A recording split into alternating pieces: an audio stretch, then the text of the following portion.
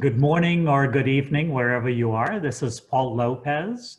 I'm a TiE Atlanta, but a proud member of one of the newer but very, very successful SIG groups, the special interest groups with TiE.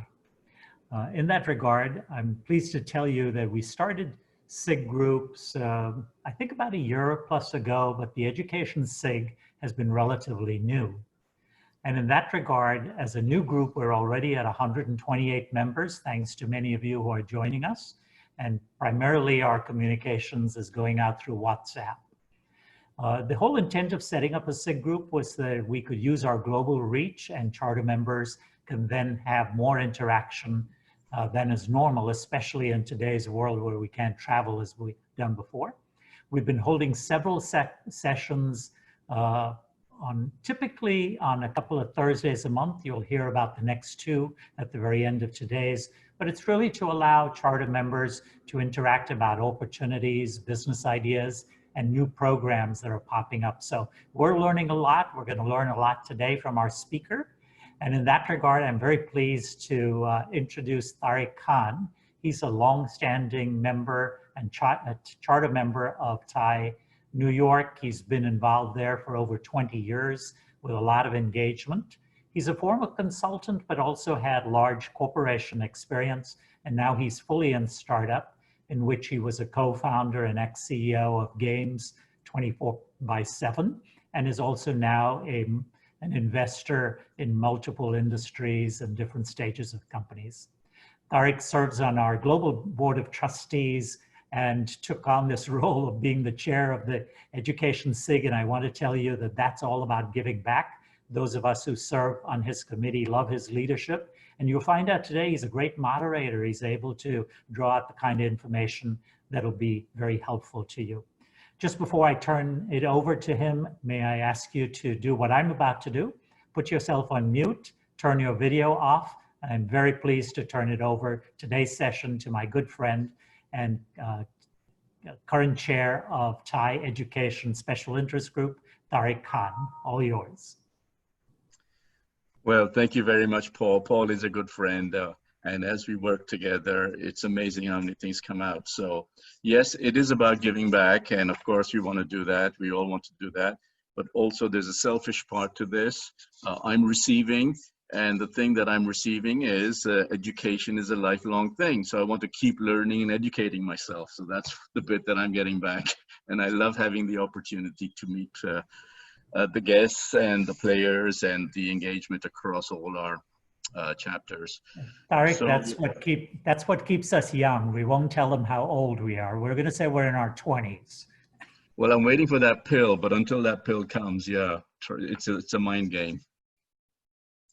So we are delighted to have Chitra Singla with us as our guest. And I see the count of participants is 120, and I hope it keeps growing, but this is an excellent, so we have a great attendance and audience. Chitra is Associate Professor of Business Policy Area in IIM Ahmedabad. And for those who don't know, and that might be just very few people, Ahmedabad, the Institute of Management, is among the top business schools in the world. One of its features is its intense focus on experiential learning, case studies, as opposed to learning from books.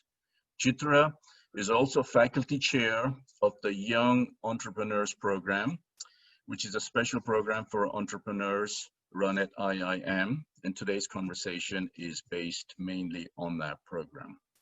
And we hope to hear the insights. I mentioned we have a pretty full house, so welcome, Chitra. Thank you, Tariq.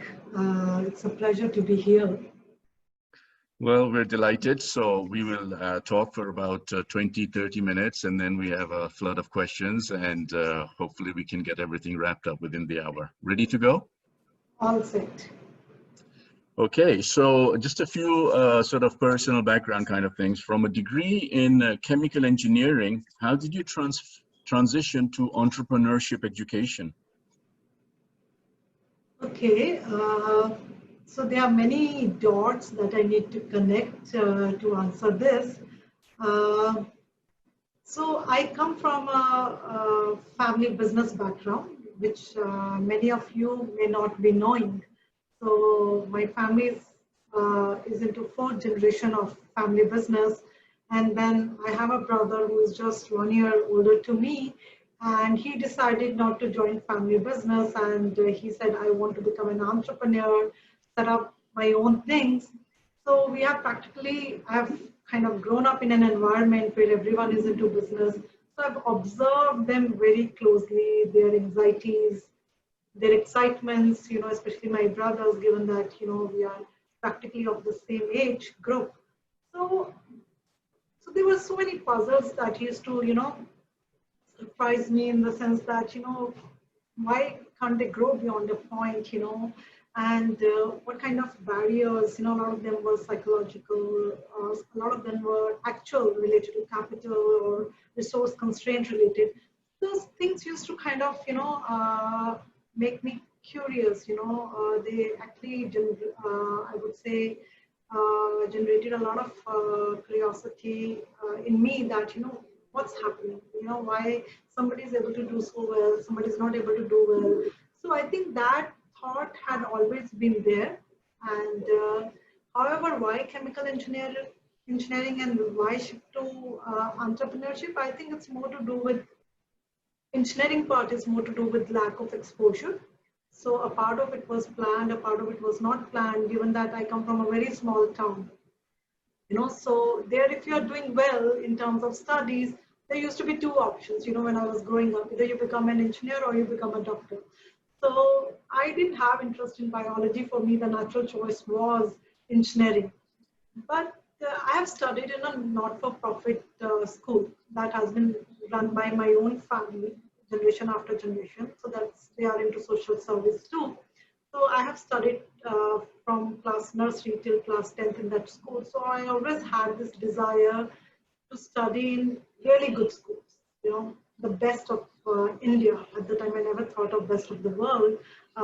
So when engineering opportunity came, so I had opportunity to go for computer engineering or electronics engineering in other regional institutes, but I chose institutes which were best, So that's how my journey kind of got kind of converged to best institutes and ultimately leading me to entrepreneurship related education, so that the puzzle with which I have grown up, why some of the entrepreneurs are doing well, why can't they grow beyond a point, so that I could find answers to some of these questions.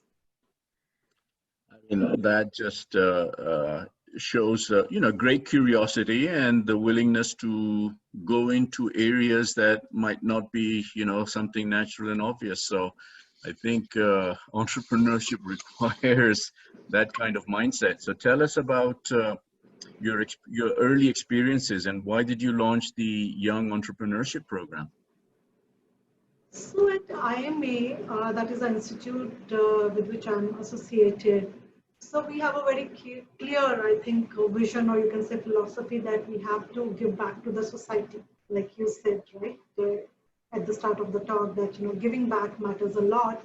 So we always have this idea that, can we have short duration programs, because not everyone can come for 2 years MBA, right? So that we make an impact. And when we looked at various offerings in India, also, some of the big business schools abroad like Harvard, Wharton, etc., what are they offering in India? We found a very clear gap.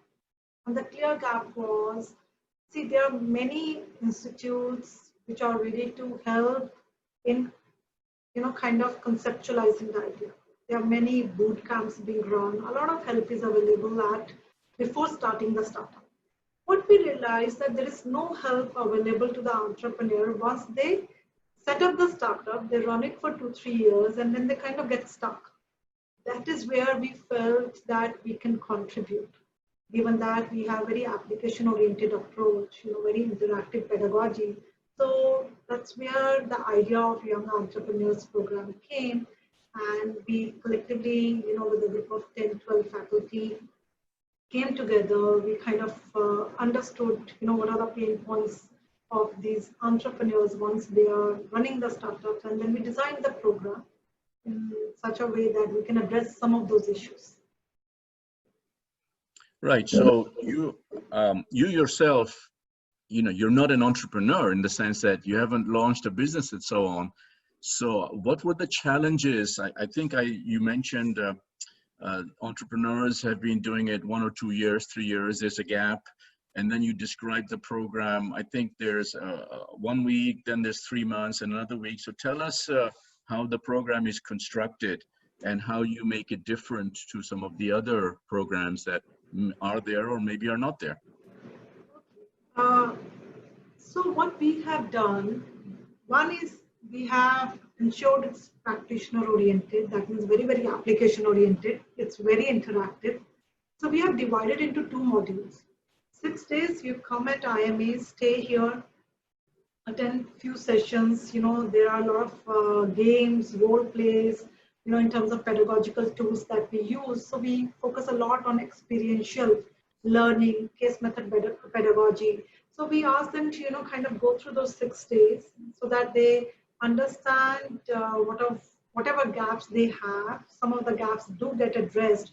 Then we tell them, now you go back to your respective businesses, try to implement some of the learnings that you had in these 6 days, and after 3-4 months, again, come back for second module, that is again of 6 days, and share with us, where you felt what the real issues in implementing. So they can see that, one is our accountability increases, that, we are ready to hold you again, once you go and experiment with the idea, come back, we are ready to hear you, where you got stuck, and what kind of issues you faced while implementing those ideas. And also we use second module to kind of cover a bit advanced topics also. Not everything can be covered in 6 months, so it's not jam-packed. We have spread it out over a period of time. And we have also understood that, network is very, very important for entrepreneurs. But if you see, not all entrepreneurs are good with networking. So we felt that, within batch, we try to keep the batch size small, approximately 30.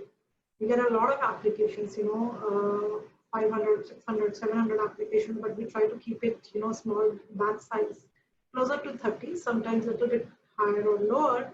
And the reason for small batch size is so that the group is cohesive. They can talk to each other. They can build friendships. They can help each other.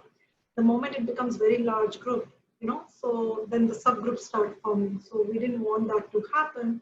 And we try to maintain a lot of diversity within this set of 30 groups. One is the gender diversity, industry-wise diversity. And we have an age bracket also within which we encourage. That is between 20 to 40 years old. So we don't encourage school-going children to come for the program. So we have very clear-cut criteria. Anyone who has set up the startup, run it for 3-4 years, 2-3 years, only they are allowed to come. We do make certain exceptions. Somebody says that, in this startup, I'm only 1 year old, but I had 2-3 earlier startups which failed. Then we kind of, tweak the criteria a bit. And in terms of diversity, we also try to keep big fish and small fish. By that, I mean to say that, we are also open to some of the younger generation of family businesses to join this program. And we do get people from very big business houses of India.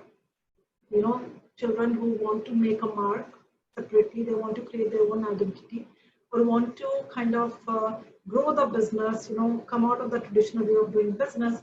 So we try to keep a mix so that, relatively younger entrepreneurs are smaller in terms of firm size, 1 to 3 crore versus 200 crore, 500 crore. So, there is a mix. They get to build network, they get to help each other, and they also get to see that, what the other side of the mountain looks like, where people are coming from 500 crore, 1,000 crore, maybe far bigger families. So that is how we have planned. And for network, I think one thing that only this program at IMA is doing is we are having annual reunions, so that across the batches also there is networking. Okay, so that's quite clear. You have a filtering process. Of course, the sweet spot is somebody who's already doing entrepreneurship, and you mentioned diversity. So you must get a fantastic wide variety of backgrounds coming in, all with the common theme of startups. So tell us about what are the sort of gaps that you see in, their experience or their knowledge or just their ability to be an entrepreneur? What are the main gaps you notice?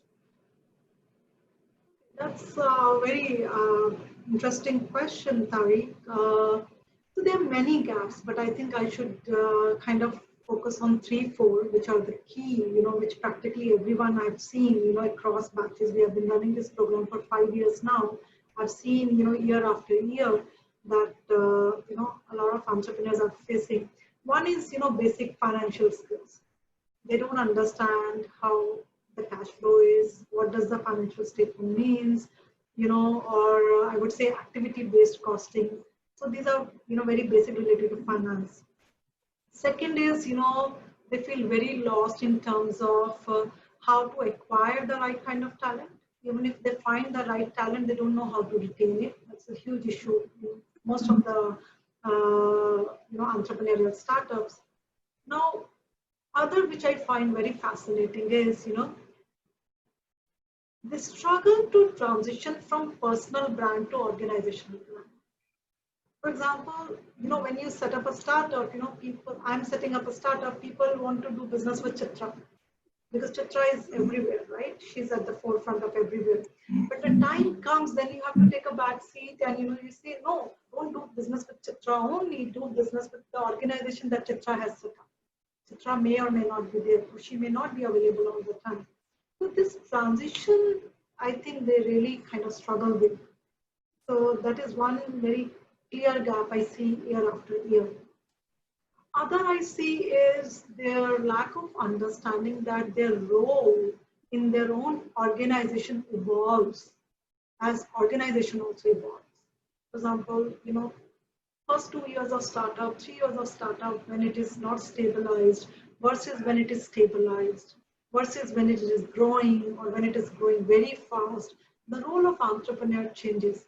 I think they struggle to understand the role has changed and they struggle to make that transition in their role.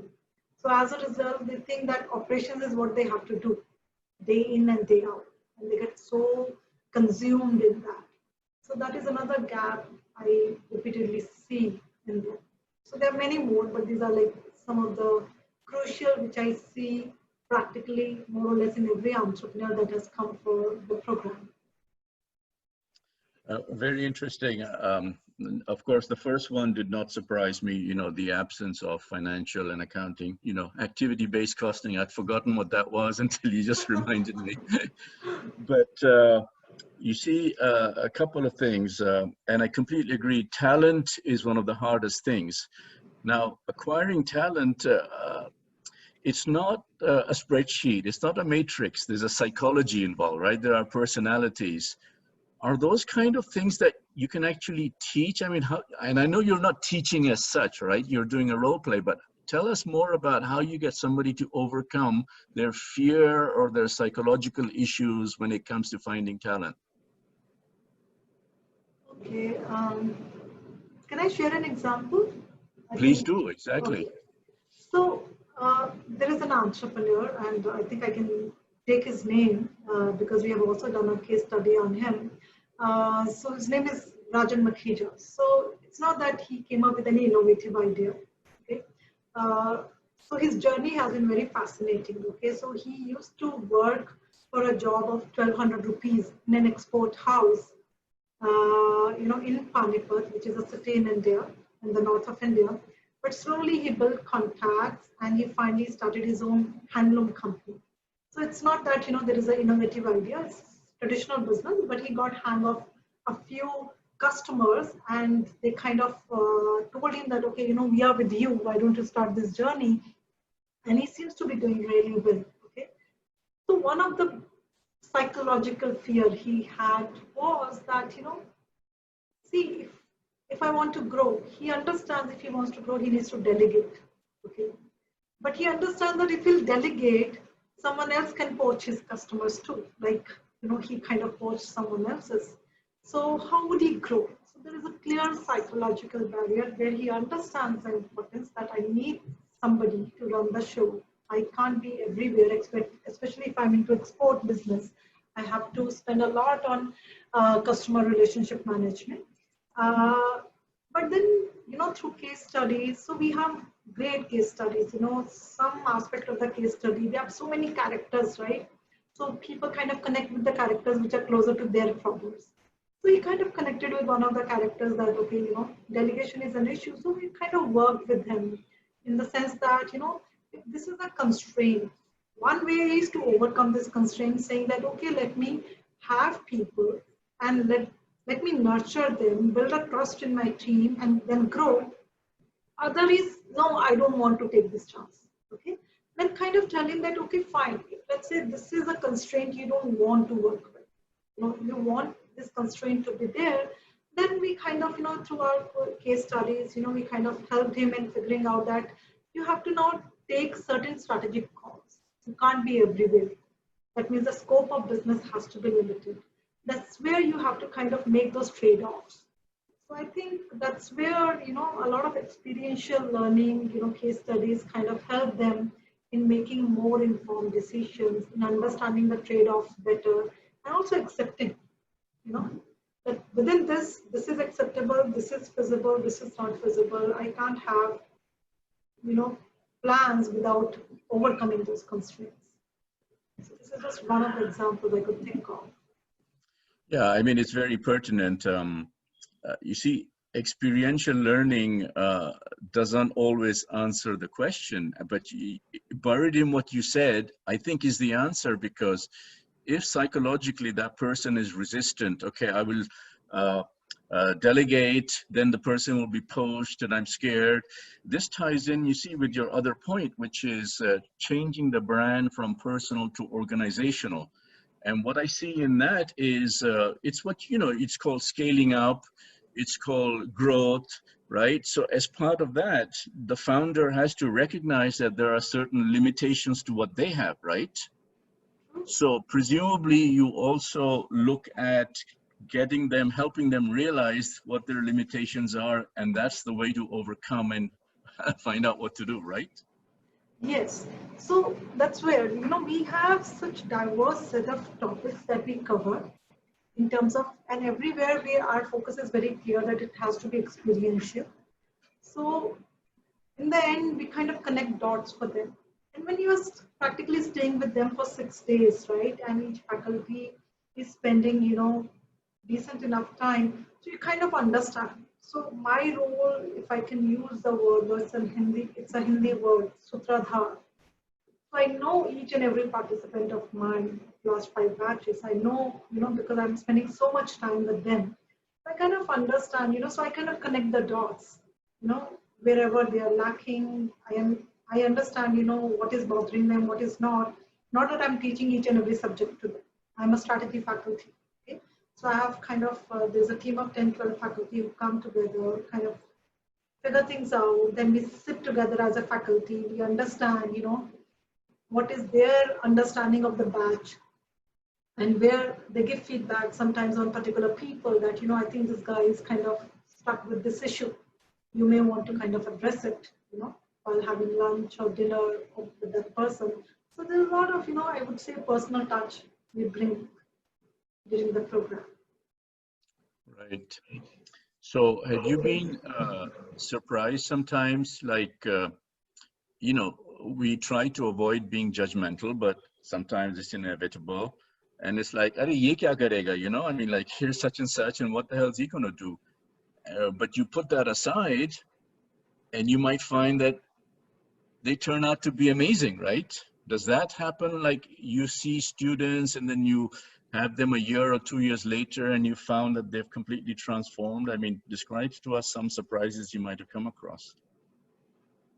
Certainly, yes. In fact, again, I'm being very honest, but this time I will not take the name. So there was a participant who was a school dropout. But he was an entrepreneur, and he had passed 5th class. I don't even know if he had passed 5th class, but he said that 5th grade is what my qualification is. And he had set up a school which was very tech savvy school, I would say. And his target audience was the so-called, rich parents, elite parents, who really wanted their children to experience the best of the world. So when he came, yes, I think many of us were judgmental, and especially because of the industry he was in. He said, he himself is not educated, and he's running a school, and his, clients or customer base is so-called elite people. How is it going to pull off? We felt that, it may not work. He couldn't even speak English properly, but he was very comfortable in his own skin, honestly. He was okay with with the idea of talking in Hindi.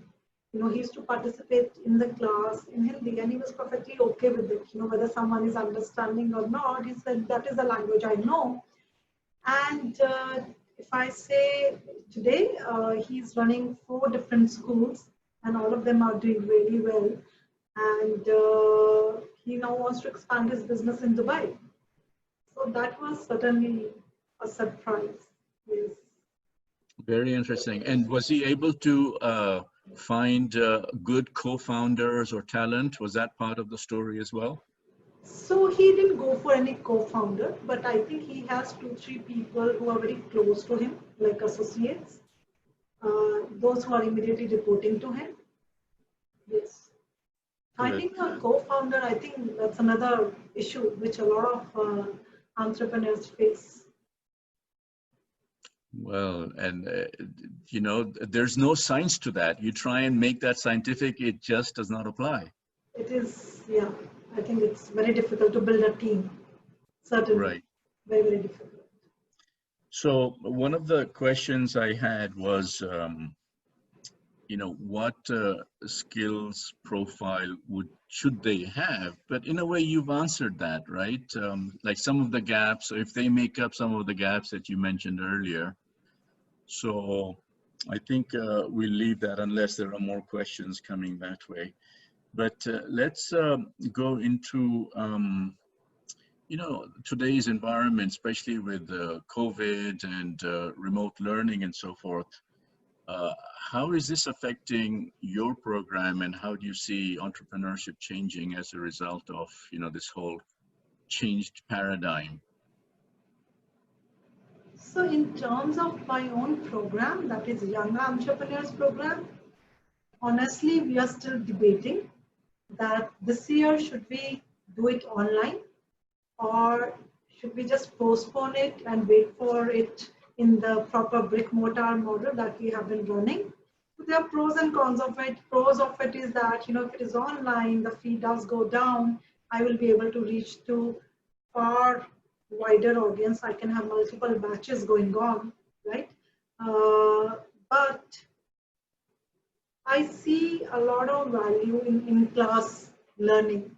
I see it as exchange of energy, between the instructor, between peers, participants.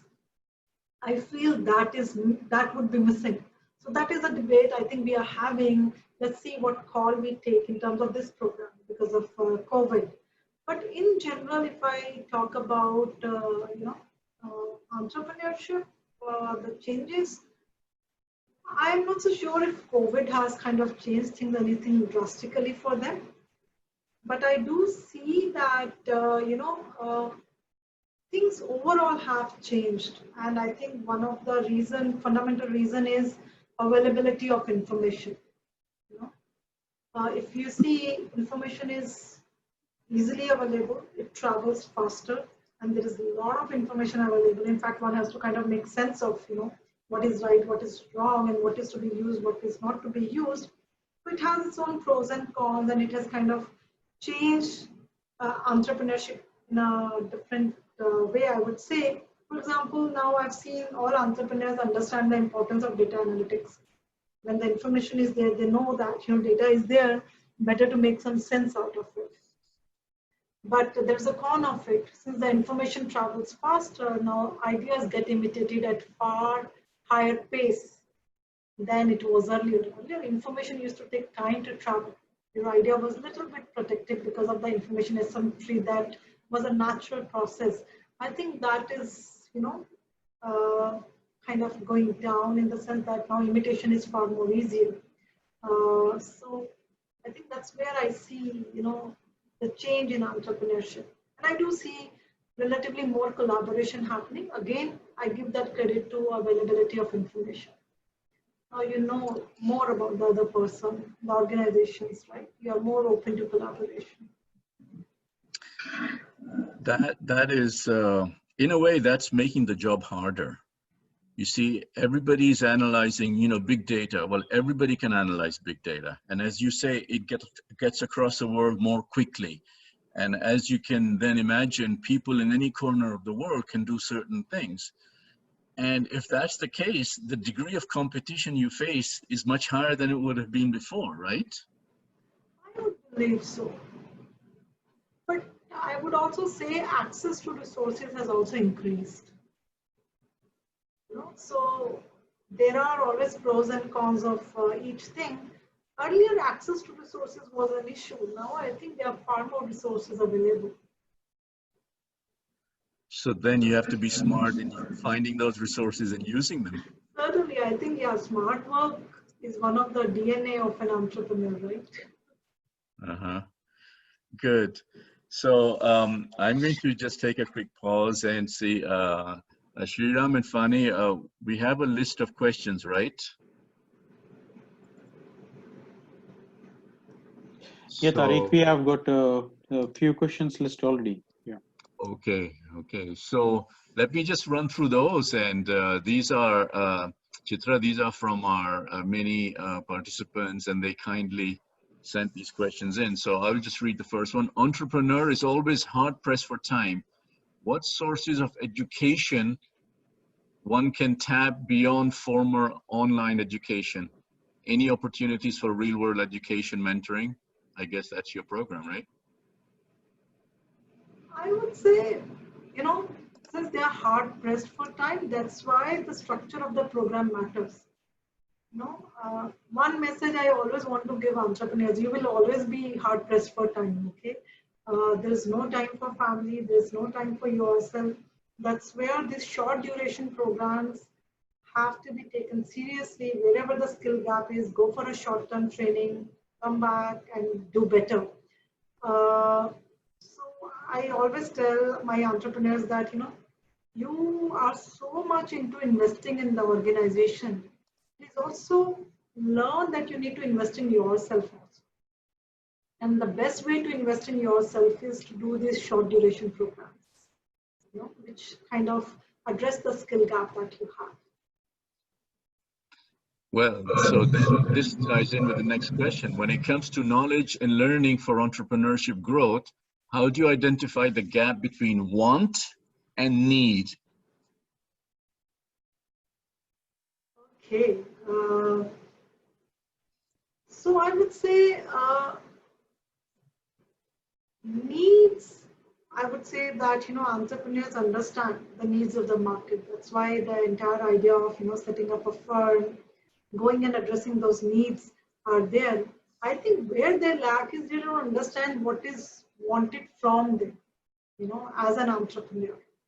And there I would say that, there are certain set of capabilities which I will, from my own research, after talking to, entrepreneurs of, very large firms, small firms, medium-sized firms, I've kind of come to a conclusion that there are certain set of capabilities that we want entrepreneurs to have. I think that is where we need to focus on. Right, but at an individual level, the person could want something which could be disconnected to the actual need. And I think this is what they're trying to address. How do they resolve that? So is it at the individual level that this is, okay, if it is the, at my level, self level, not at the business level, I would say, such things come into your mind when there is misalignment in personal and professional goals. Once you are able to introspect and align these, a lot of these questions get addressed. And by the way, Tariq, we do have case studies where we talk about personal and professional alignment also. And that does wonder with this particular thought process. Yeah, there's so much here. Entrepreneurship is in many ways, a leader in many ways is a very solitary person, right? Like deep down, they're on their own, and it's very hard to find the person with whom to share the deepest thoughts, right? And then the deepest thoughts come in from the heart and come in from the head. There's a tussle right between the two, don't you think? It is, entrepreneur's life is, I think, full of dilemmas. And some of those dilemmas are really tough, really tough. So sometimes, you have to look at your aspirations. Sometimes the guiding mantra could be as simple as your value system. One thing I've learned, Tariq, that, problems may look very big. Solutions are always very simple. One has to kind of figure out those simple solutions. Right. What are the top 3 best case practices in entrepreneurship or education? Come again, please. What are top 3 best case practices in entrepreneurship education? Best case practices as in pedagogical wise? I think pedagogically, yes. So we do use a mix of it. For example, we do have games, we do role plays, we focus a lot on decision making, and a lot of dilemmas get addressed when you understand, decisions come with trade-offs, and which trade-off you have to pick, depending upon the situation. So it's quite a bit of experiential. As long as experience part is there, I think different tools can come handy. Right. How do you feel the mental mindset of college students needs to change for them to become entrepreneurs? Okay, I would say that's a difficult one. And why I'm saying that's a difficult one, I'm raising a child, right? So in my mind, I also have this dilemma that shall I impose the idea of stability in him? Or shall I impose the idea of exploration in him? Because, I think a part of it is upbringing also, that everyone keeps telling us, have a stable job, have a stable career, have a stable source of income. So I think we keep bombarding everyone around us that stability is the key. But I think entrepreneurship is not at all about stability. A part of it, I think, I don't know, honestly, how much of that can be taught. A part of it is very natural, and part could be because of the upbringing. So who you are getting influenced from could also matter.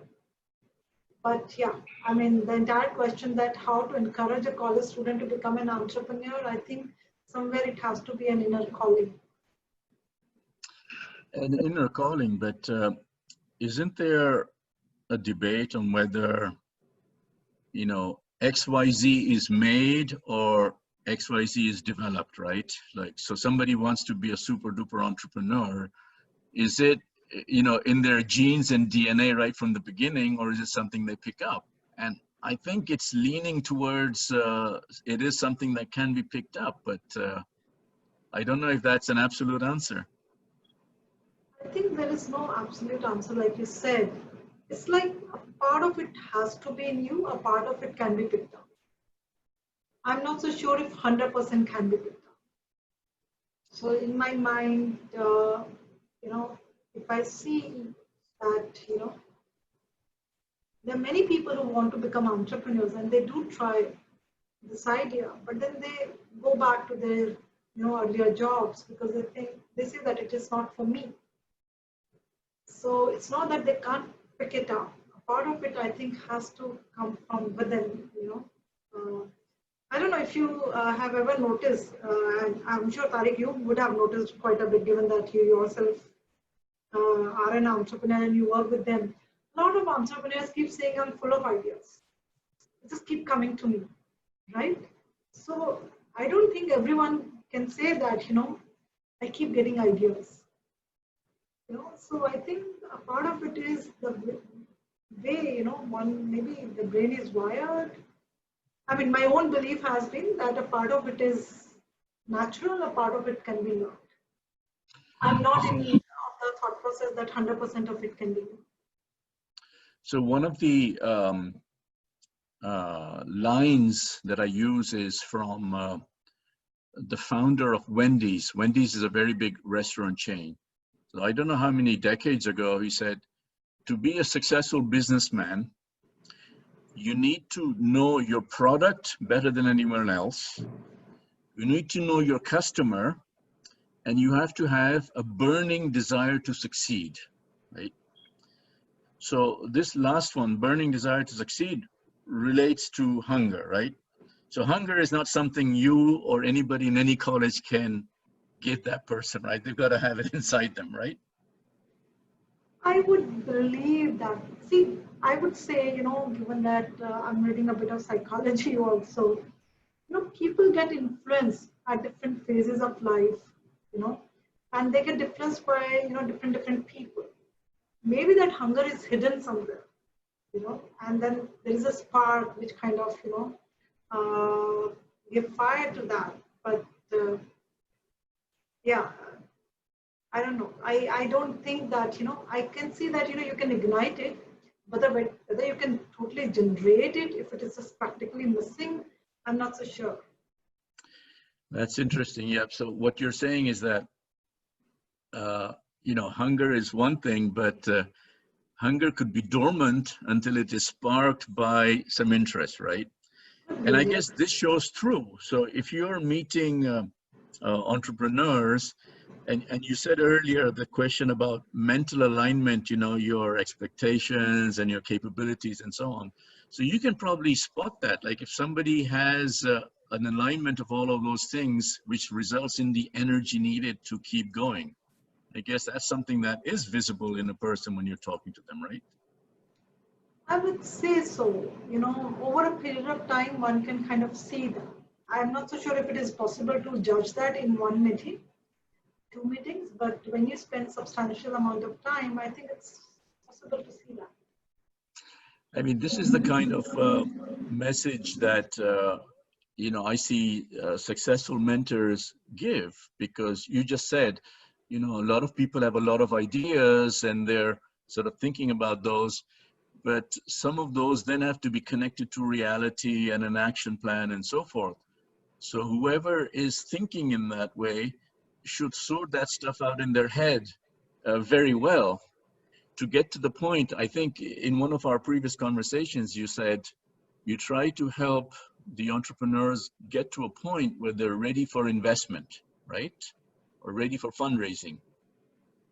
Yeah, so okay. So I think that was one of the conversations we were having before this planned chat. I think, if I'm not mistaken, I think we were talking about that, one of the issues I see in entrepreneurs is that, they want to grow with their own money, but that money is not enough. And a point does come when they have to dilute a part of their equity. And these are not easy decisions for them. These are really painful decisions because they keep thinking that, somebody would act opportunistically, and that it's their effort, their idea, and, they struggle to kind of figure out how much value to give to the idea per se. And I think there is a lot of psychological uncertainty also, Tariq, around it, in the sense that, today you are asking me to dilute 5%. Will that be enough? Tomorrow you will say 10% more.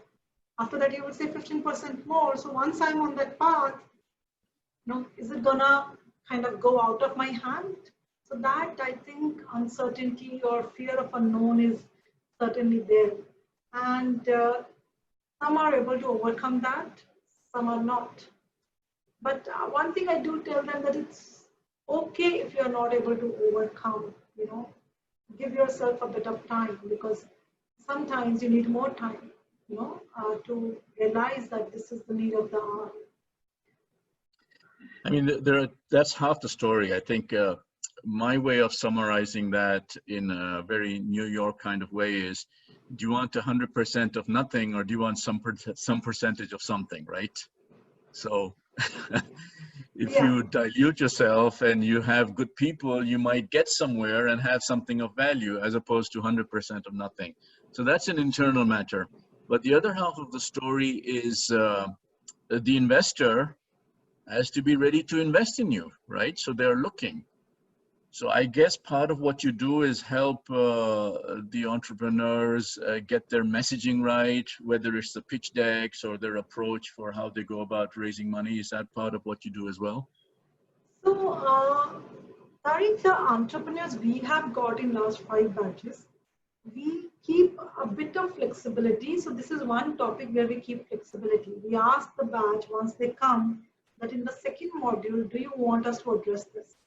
And my understanding has been of last 5 batches that at least the kind of entrepreneurs we are getting, they say that we haven't reached that phase yet where we kind of have to raise money from an external funder or private equity, or they say you give us some basic idea how these things work, but as of now we are not ready. So, but if any of the participants say that we want to explore this side also, then we are open to have kind of help them with that also. But we keep this flexibility depending upon the mix of participants we get, because if they don't want it, they are not in that stage of their startup, then it's of no use, right? Right. Just going through some of these questions some more. Is management education required for becoming a successful entrepreneur? Okay, let me answer it in this way. I'm not saying go for 2 years of MBA. The reason for that is time also matters, and MBAs are not, they're actually practically pretty, I would say, expensive options, both in terms of time, money, opportunity cost, etc., etc. What management education can help you with, or the programs like ours, or any short duration program, which you do. See, what I see in entrepreneurs, they have this notion that, let's jump into it, we'll figure out a solution. As and when the problem will hit us, we'll figure out a solution.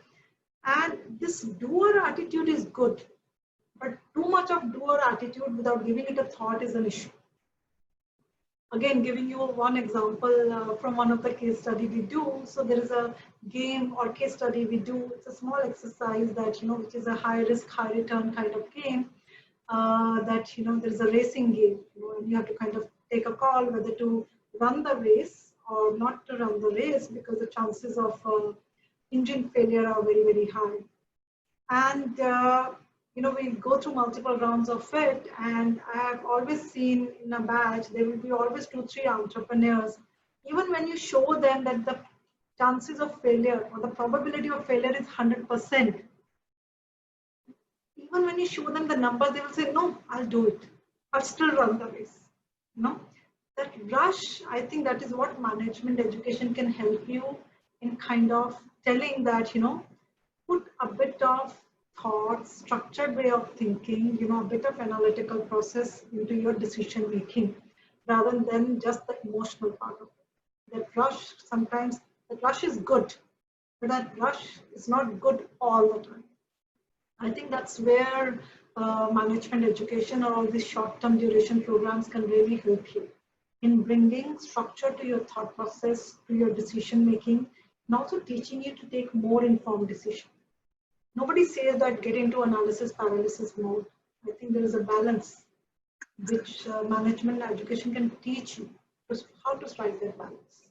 Right.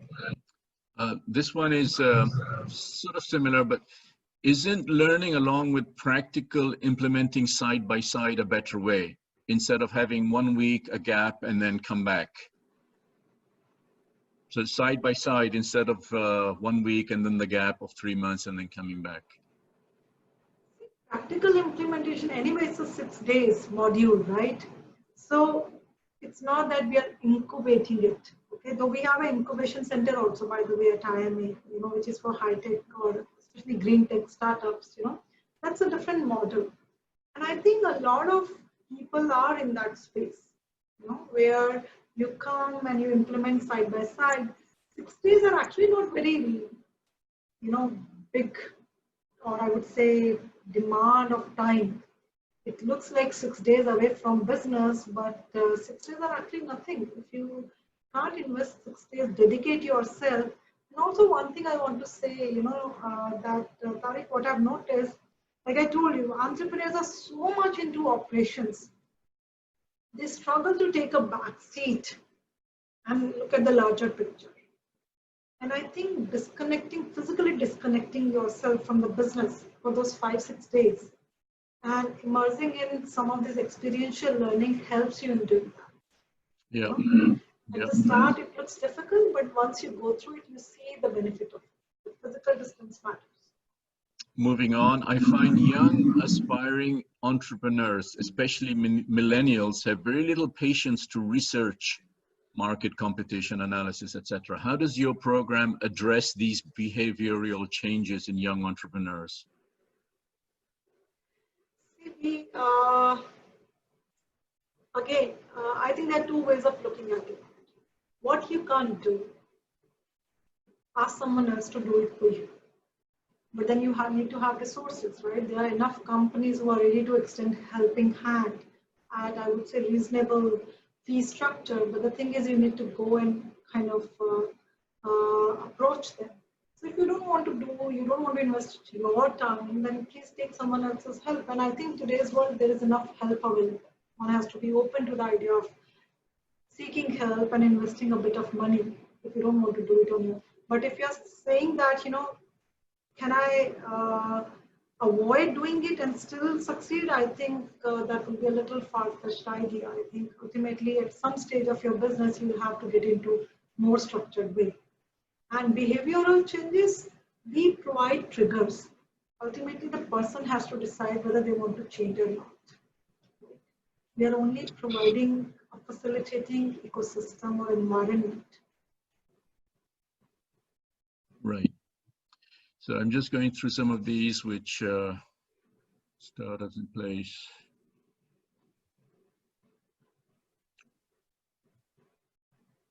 A lot of these cover students, and you're focusing on people who are already in the market. Yeah, so we get a lot of requests, okay, from students, especially IITians and engineering college students. We say no to them. We say this program is not for you. I don't know if you would cover this. Can you please suggest a few books that can be read to get a basic understanding of entrepreneurship as a topic? Yeah. I think Babson College has quite a bit of content on entrepreneurship. Okay, so maybe you can just Google it and there's enough there. Okay, I think Candida Brush kind of covers quite a bit of it. What's the global scenario for after lockdown for the entrepreneurs? I guess global scenario after the lockdown. For entrepreneurship after the lockdown. So I don't see any drastic change. The only thing here, I think there was a mental hurdle. Things like, how can you work from home? What this lockdown has done, that mental block is taken away. Now people are figuring out ways that how to get the work done from home far more efficiently and effectively. I think otherwise world will come back to normal. That is what I am hoping.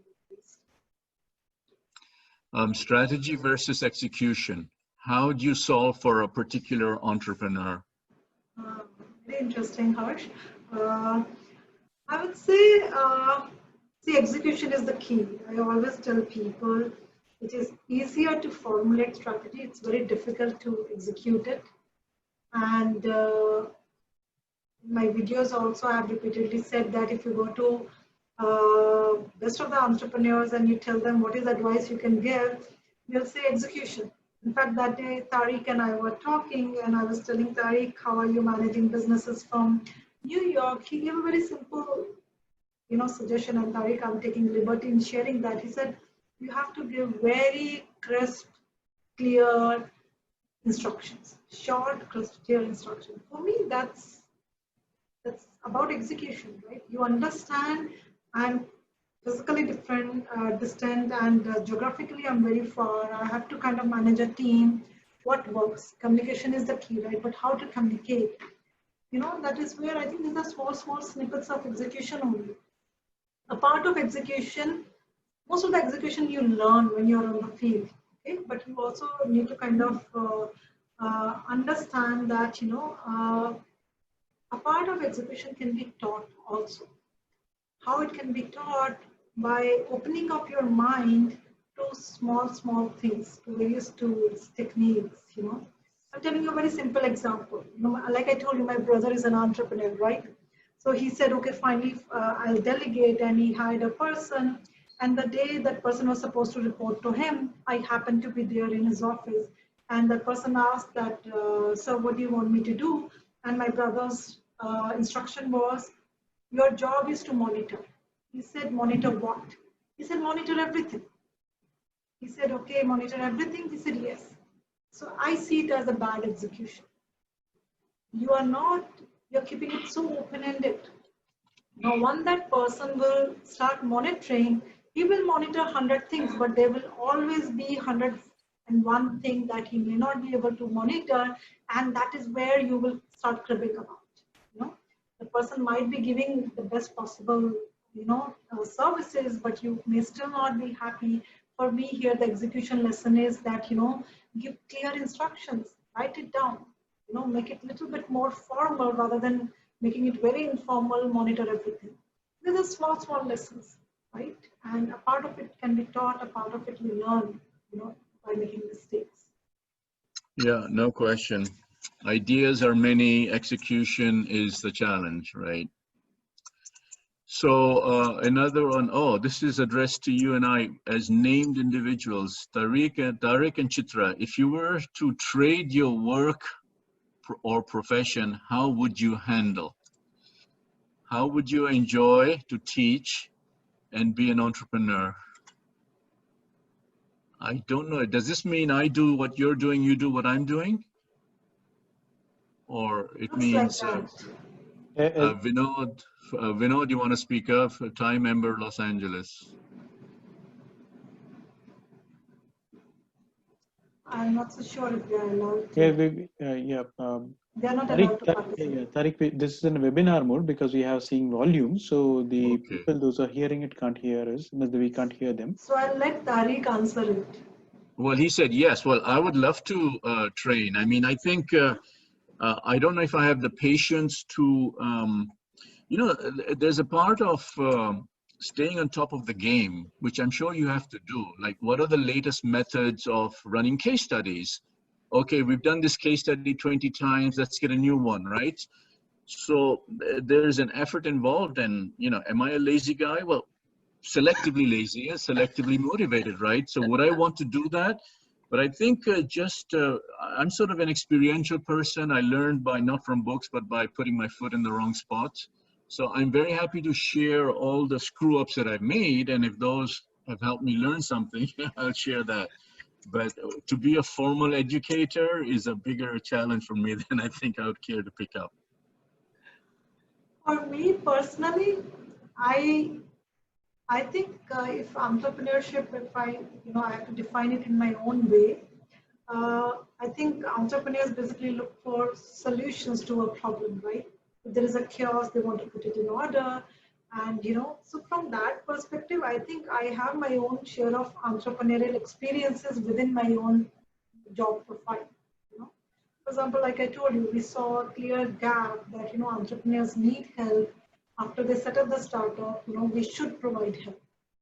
For me, it was an entrepreneurial initiative, that we took, And similarly, when we do a lot of research, for example, recently the question that used to bug me a lot, that, why family businesses kind of fail or deteriorate wealth after second, third, fourth generation takes over. So that question used to bug me a lot. So I'm kind of, trying to find an answer for that. So in my own, I think, field, I am taking a bit of entrepreneurial initiative. The only thing is the capital risk is not there. That kind of changed the game. Well, capital risk, but time is capital. Personal effort is capital. So yes. That's also there. So in India, the major unorganized small to petty businesses also come under entrepreneurship. What way do you think we can uplift them? See, okay, I'm gonna give, Mohammed, I'm gonna give a little harsh answer to that. I would say God help those who help themselves. A part of these small businesses, their aspirations are also very limited. Now that's a very separate story, that aspiration is part of, your aspirations are a function of the exposure you are getting. Maybe their exposure has been limited and hence their aspirations has been limited. But I do deal with a bit of those small businesses, and not all of them are kind of, having aspirations to grow. For them, it's more like, that, oh, my family is having, within that region, we are rich and we are wearing branded clothes and they are happy with that stable income they are getting. They are still entrepreneurs. But I think aspiration could be low. So once somebody has aspiration, I have seen that they try to figure out a way. And there is enough help available. That is what I personally feel. One has to be open to seeking help and getting help. So just running through, are you doing some training based on your experiences to other institutes, faculty? So we are open to that, I think Tariq started this conversation by saying that we have to give back. So IMA has been very clear that we are ready to give back to the society. This effort has been in giving back. So if anyone needs help in designing similar courses, and as a result, they would be able to reach out to far wider network of entrepreneurs, then why not? Happy to help. Value proposition has always been a concern, value proposition. What's your view that would help scale up in terms of value proposition of a startup? Steve, okay, yes, value proposition is the key. Okay, I'm going to address it in a little bit differently. Sometimes entrepreneur thinks they have value proposition, but it's the customer who has to value it and see that value proposition. So sometimes I see a mismatch there, and that becomes a hurdle in scaling up. There are two, three things. First is, all entrepreneurs think that all models are scalable. I don't think so. I think that is one thing that really hit them, that not all business models are scalable, and they really need to understand that. Okay? Or even if they are scalable, that doesn't mean they can be scaled up at very fast speed. Sometimes the business model is such that the scaling up happens at a relatively slower phase, and that is one, I think, learning we have been able to give very clearly during our program. Other thing I've seen is, a lot of entrepreneurs coming and saying that, customer doesn't want to pay. We are offering so many things, but customer doesn't want to pay. Where is the value proposition? They are not valuing it. Either they are not going to the right customer who values what they are offering, or they are giving something that customer doesn't value, in the sense that I might, as a customer, I need 10 things and Tariq is giving me 12 things. And Tariq is saying that, I'm giving you 12 things and now you give me, $1,000 more. I would say, sorry, I don't need those 2 extra things. You are giving, that's fine, but I don't need. Okay, either you change your customer or you kind of, play with your values accordingly. And these are the issues that kind of becomes harder in scaling up, other than the capital availability. This is to Paul and Sriram. I think it's 8:05 here in New York. It's probably 8:35 p.m. We're sort of running out of time, so maybe 1 or 2 questions more and then we wrap up. What do you think, Sriram? Yeah, sure, Tariq. It's a good idea that it's that because people have got their own schedules. So we will wrap up this with 1 or 2 questions, and whatever questions are left over, we can answer them through the emails. Oh, we have a list of all of these. They're recorded. Yeah. This we have the recording session of this going on, so we can reply all the questions which are unanswered. Okay. So, Chitra, this sounds like an interesting one. A family business or startup? Where would you go? Not you personally, but how do people decide generally which way to go? A lot of it depends upon, what is the equation between the younger generation and the older generation. In my own family, my brother decided to go for his own startup because he said, I can't work with these oldies. Their way of thinking is very different. They are so risk averse. He had that fire in his belly. He said, no, I can't work with them. So I think a part of decision get taken because of those dynamics with the older generation. Right. Good. So I think Paul has left the call. So Sriram, would you like to wrap up? I mean, Chitra, this has been excellent. I think you opened up and it was a very nice spirited conversation. I hope people found it interesting, but Sriram, back to you. Yeah. So, yeah. So I would really be very thankful. I'm really very thankful to Chitra Madam for taking your time and being so kind to spell across the the great work that you have been doing, and you have been seeing teaching so many entrepreneurs all across the globe. The program is one of the finest, and I'm very sure we had a peak session or peak around close to 150 audience entrepreneurs across the globe attending today's session, and I'm very sure everybody would have learned something. And Tariq, it was great that you moderated the way it was. Very engaging. People have learned, I guess, quite a lot of questions answered today. So I'm really thankful to both of you. And dear all guests, it's been a pleasure of you making this program TiE SIG as one of the most sorted out for program among TiE SIGs. And to benefit you furthermore, we have got next two speakers lined up in the next coming sessions. So in the next event, we are having it on 27th of August, wherein Mr. Jamshed Barucha is going to have a conversation with Tariq Khan. So Mr. Jamshed Barucha is a neuroscientist kind of a person who understands, coming from, he's from Ivy League, and he understands, how entrepreneurship and brains, they work together. So it would be very interesting session again on 27th of August to go for. And further, we have got on 10th of September, we are getting Padma Shri Jagdish Seth, Padma Shri Jagdish Seth, advisor to Government of India and has been advisor to Government of US and many others. And he's one of the finest professors we have. He is going to talk about, how entrepreneurship, what it has in future. So how to look about how the entrepreneurship in education space, especially, what is future for it. So these are two engaging sessions which are going to come back to back on 27th and 10th of September. Please do block your calendars. Looking forward to meet you.